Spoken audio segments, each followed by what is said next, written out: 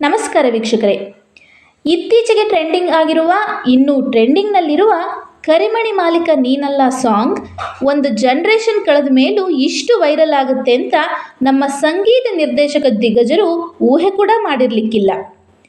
ಈ ಕರಿಮಣಿ ಮಾಲೀಕ ಸಾಂಗ್ ಬಗ್ಗೆ ಒಂದು ಸಣ್ಣ ಕಿರುನೋಟ. ಅದಕ್ಕೂ ಮುಂಚೆ ನಮ್ಮ ವಿಡಿಯೋಸ್ ನೋಡ್ತಿರುವಂತಹ ವೀಕ್ಷಕರೇ, ನಾವು ನಮ್ಮ ತಂಡ ಇನ್ನೂ ಅತ್ಯುತ್ತಮ ವಿಡಿಯೋಸ್ ಕೊಡೋದಾಗಿ ಪ್ರಾಮಿಸ್ ಮಾಡ್ತೇವೆ ಮತ್ತು ನಮ್ಮ ಸಮಾಜದೊಳಗಿನ ಸಾಧಕರನ್ನು ಸಂದರ್ಶನ ಮಾಡಿ MDTV ಕನ್ನಡ ಚಾನೆಲ್ನಲ್ಲಿ ಪ್ರಸಾರ ಮಾಡಲು ಬಯಸಿರ್ತೇವೆ.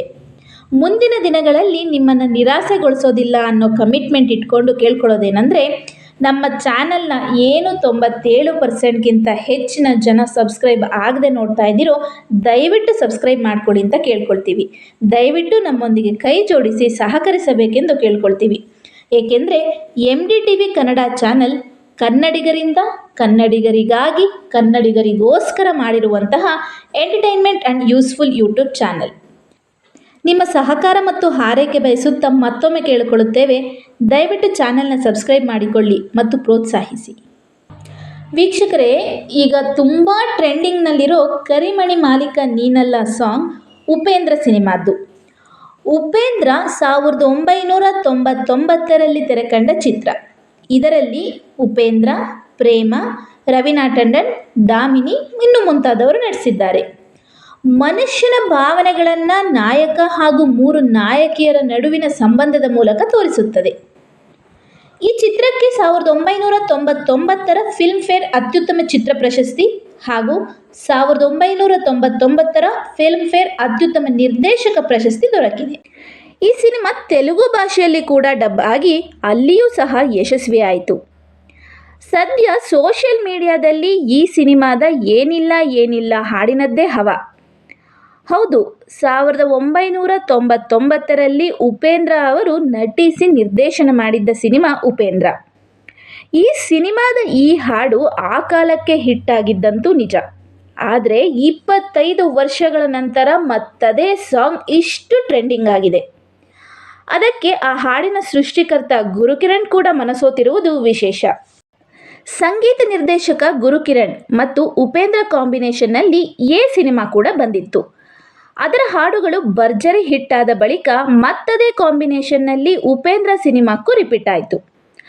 ಆ ಸಿನಿಮಾದಲ್ಲಿ ಉಪ್ಪಿ ಮತ್ತು ನಟಿ ಪ್ರೇಮ ಮಧ್ಯೆ ಬರುವ ಈ ಏನಿಲ್ಲ ಹಾಡು ಎಲ್ಲರ ಮೆಚ್ಚುಗೆ ಗಳಿಸಿತ್ತು.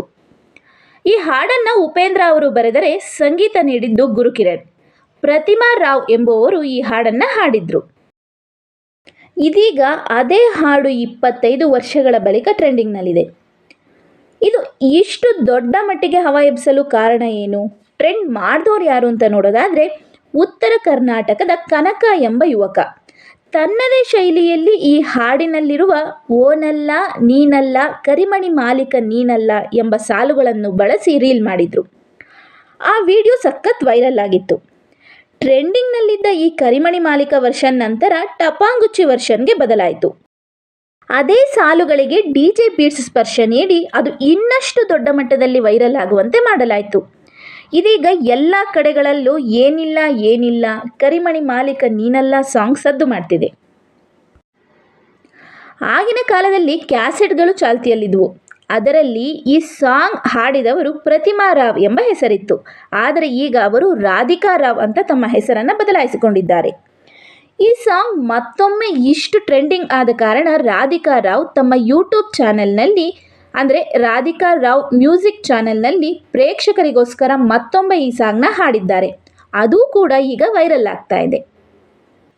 ವೀಕ್ಷಕರೇ, ನಮ್ಮ ಕನ್ನಡಿಗರ ಮನಸ್ಸನ್ನು ರಂಜಿಸಲು ಇಷ್ಟು ಒಳ್ಳೆಯ ಹಾಡನ್ನು ನೀಡಿದಂತಹ ಉಪೇಂದ್ರ ಅವರು, ಗುರುಕಿರಣ್ ಅವರು ಮತ್ತು ಪ್ರತಿಮಾ ರಾವ್ ಅವರಿಗೆ ನಮ್ಮ ಕಡೆಯಿಂದ ಧನ್ಯವಾದಗಳನ್ನು ತಿಳಿಸುತ್ತಾ ಈ ವಿಡಿಯೋನ ಇಲ್ಲಿಗೆ ಮುಗಿಸುತ್ತಾ ಇದ್ದೀವಿ.